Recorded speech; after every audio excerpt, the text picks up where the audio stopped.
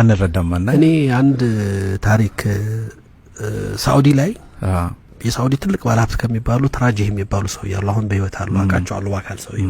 ሁለት ሶስት አመት አብሬያቸው ጾም አሳልፍ ያለው ረመዳን ባንክ ራጂህ የሚባል ትልቁ ባንክ የሳቸው ነው ሳውዲ ላይ ያለው ዓለማችን ላይ ትልቅ ሀብት ካላቸው ሰዎች ውስጥ ናቸው ሀብታቸውን ግን ሳይሞቱ ለልጆቻቸው ውርስ አከፋፍለዋል ለልጆቻቸው ሙሉ ያላቸውን ሀብት አከፋፈሉና የቀረ ሀብታቸውን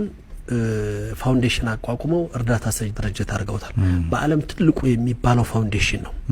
ከ300 ቢሊዮን ሪያል በላይ ፈንድ የተደረገበት ነው ራሳቸውን እዛው ተቀጣሪ አድርገው ነው እድሜ እስኪያልቅ ድረስ ብለው የሚሰሩት የዓለማችን ትልቁ ሀብታም ትልቁ የለገሳ ማዕከል ያላቸው ሰው ናቸውና ይሄ ሰውዬ በህይወታቸው ውስጥ በድህነት ውስጥ ያደጉ ሰው ናቸውና በህይወታቸው ውስጥ የገጠማቸውን ገጠመኝ ሲናገሩ ይገርመኛል ሰውየው አሉ በህይወታቸው ትልቅ ሰው ናቸው ወደ 80ዎቹ መጨረሻ 90ዎቹ ውስጥ ያሉ ይመስለኛል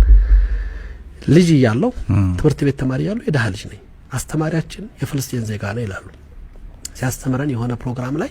የሳምንቱ የረፍት ጊዜ በአመት የሚመጣ ልጆች የረፍት ጊዜና መዝናኛ ፕሮግራም አለ ለዛ አንድ ብር ክፈሉ ተባለ አንድ ብር መክፈል የሚችል ቤተሰብ የለኝም ያንን ሁሉም ልጆች ተማሪዎች ከፈሉ እኔ ብቻ ቀረዋል በጣም ልቤ በህይወቴ ተሰበረ ይላሉ ያችን አንድ ብር ባለማምጣቴና የልቤ መሰበር አይቶ ያስተማሪ ሊያግዘኝ ፈለገና ግን በቀጥታ ማገዝም ደሞ እኔን ማሳነስ እንዳይሆን ተሰምቶት ጥያቄ ጠይቃለሁ ለዚህ ጥያቄ መልስ የሚሰጠኝ ልጅ አንድ ብር ሸልማለሁ አለ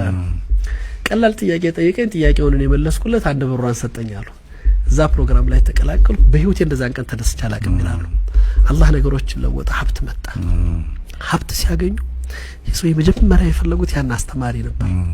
ያስተማሪ የታለ ብለው ሲሉ ጅዳ ውስጥ ነው የሚኖረው ጡረታ ወጥቷል ኑሮ ተበላሽቶበታል ሲያገኙት ከሌከለ የሚባል ተማሪ ከዚህ አመታት በፊት ትምህርት ቤት ላይ ታስታውሳለህ አስታውሳለሁ ሞመንቱንም ስነገረው አስታውሳለሁ አለኝ ምክንያቱም አረሳው ምክንያቱም በዛሽ ስሜት ውስጥ ተፈጥራ የነበረችው ደስታ በህይወቴ ውስጥ ታትማለች አረሳውምና ልዩ ጊዜ ነበረች ይላቸዋል አስተማሪው እኔ ለዛች ላደረክልኝ ውለታ ሙካፋ ለዛች ምትሆንልኝ ምንድነው ለውለታ መልስ ለመስጠት ትንሽ ነገር አዘጋጅቻለሁና ና ተቀበለኝ ይሉታል ወስደው ጅዳ ላይ አለ የተባለ ትልቅ ሀብታም ሰፈሩ ዘመናዊ ቪላ ይሄ ቤት ያንተ ነው አሉት እዛ ቤት ዘመናዊ መኪና ተቀምጧል ባንክ ውስጥ ይሄን ያህል በመቶ ሺህ የሚቆጠር ሪያል አካውንት ውስጥ አስገብቻለሁ የሂሳብ አካውንቱ ይሄ ነው ተቀበል ሰውየው በጣም ነው የደነገጠው አንድ ብር ይሄ ሁሉ ዋጋ አላቸው ያቺ አንድ ብር በህይወቴ የፈጠረችልኝ ደስታ ይሄን ያክል ቢሊዮን አግኝቼ ዛሬ ደስታ የለኝም ማለት ያን ያቺ ደስታ ዛሬ አላገኘኋትም ለዛ ደስታ ደግሞ ምክንያቱ አንተ ነህ ይሄ ደግሞ ፈጣሪ ነው በህይወታችን ውስጥ ብዙ ነገር ያደረገ ፈጣሪ እንዳልከው ትንሽ የሚመስሉ ግን በጣም ትልልቅ ነገሮችን የሰጠ ፈጣሪ ትንሽ ነገር አጣን ብለን ወይም ጎደለን ብለን አንድ ጊዜ